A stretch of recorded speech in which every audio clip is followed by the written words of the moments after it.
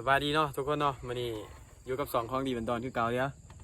50พาทุกคนไปรอเบิ่งเส้นทางแถวนี้แล้วก็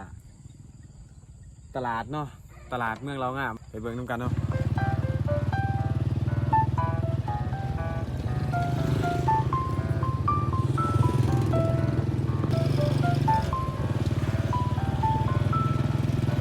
ตอนนี้กำลังสิ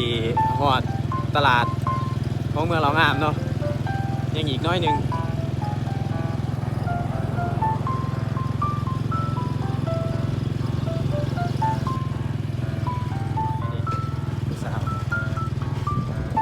ตอนนี้ฮอดตลาดของเมืองเรางามแล้วโอ้คนหลายเว้ยหลายแท้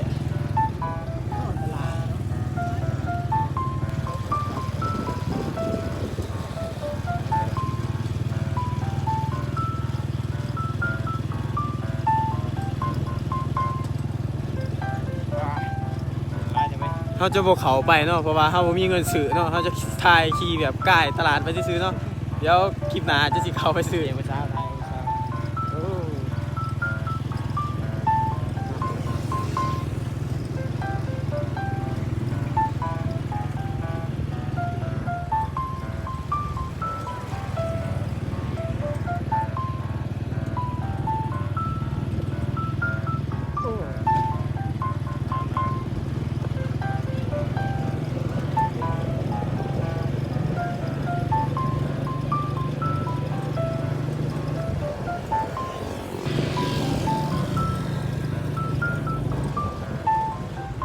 ได้ยินเขาว่าเนาะ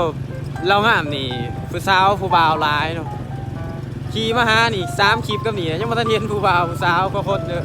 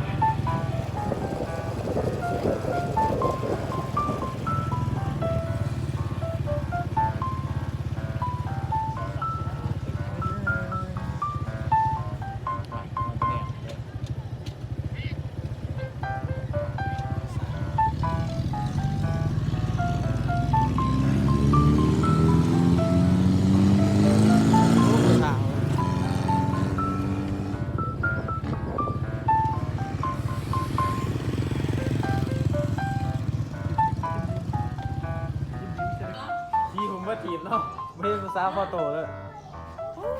คักบ่คักบ่คือของดี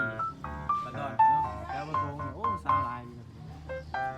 เดี๋ยวที่จบคลิปเพียงเท่านี้เนาะจะหากินข้าวกินน้ำบ่บ๊ายบาย